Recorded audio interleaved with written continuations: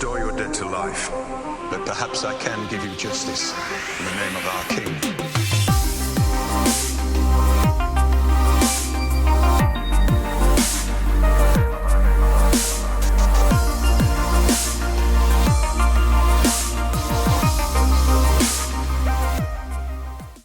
Hey everyone, today we're going to talk about an event that happened about 19 years before the current timeline in Game of Thrones. The reason I want to reflect on past events is because now that we are approaching the release of Season 7, family history and stories of old are becoming very important to the main narrative. With that being said, let's talk about a flashback that needs to happen, because it could clear up tons of questions. The event I'm speaking of is the famous tourney at Harrenhal. The tournament was the one where Rhaegar Targaryen became the champion, and it's where Rhaegar chose to crown Lyanna Stark as the Queen of Love and Beauty, passing over his own wife, Elia Martell.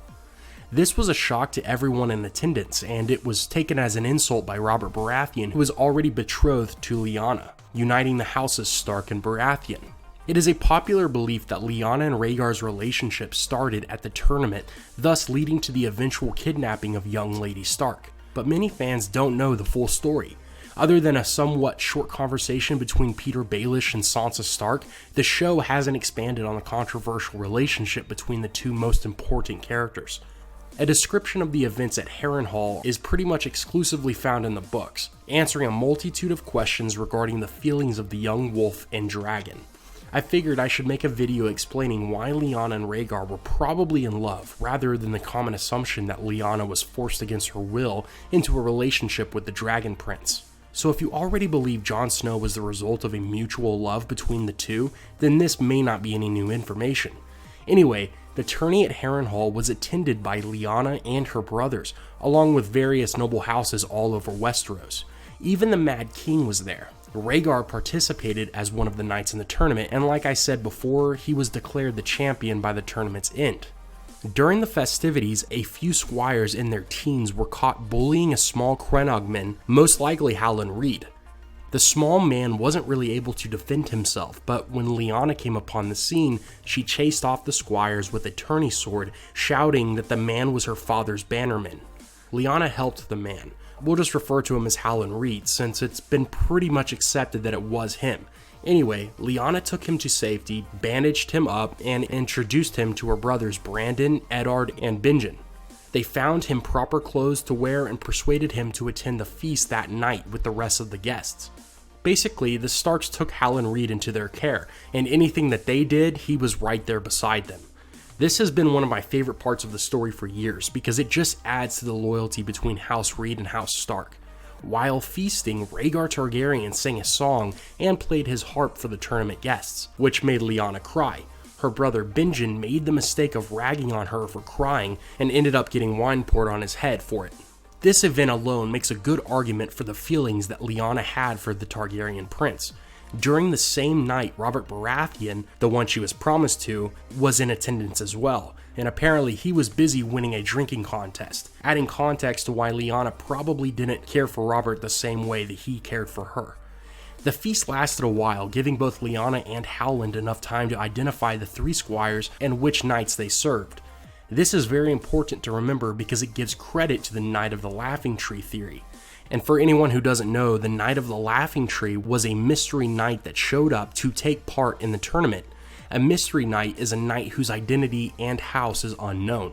One small-bodied knight showed up with mismatched armor and a shield that had a weirwood painted on it with a laughing face, hence the name Knight of the Laughing Tree. The knight challenged and defeated the three knights whom the three squires served. The Knight of the Laughing Tree won the horses and gear from the knights, and when they asked for it all back, the mystery knight demanded that they each chastise their squires for being bullies. One important thing to note is the mystery knight shouted from his helm in a booming voice, meaning it sounded like the knight altered his voice to sound unrecognizable.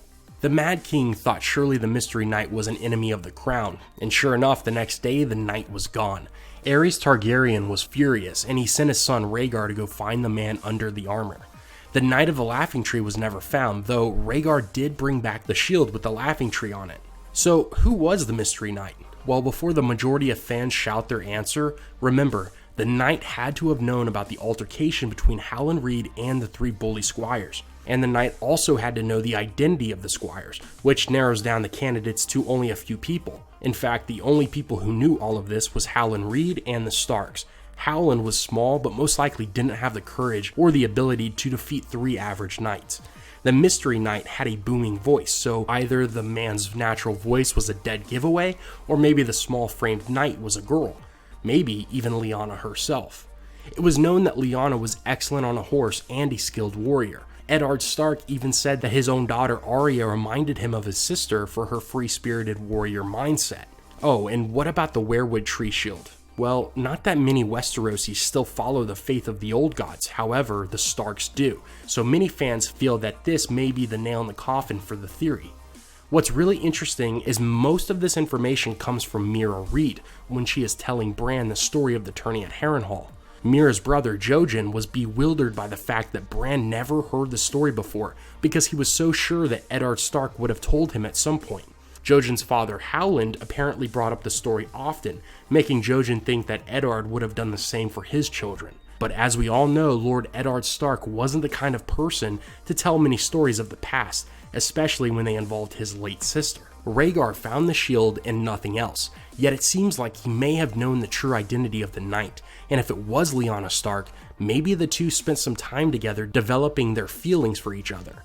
He did crown her the Queen of Love and Beauty in front of his own wife, so to me, I feel like the two shared some time together. I don't know if it was when Rhaegar was apparently looking for the knight, but it is a good argument.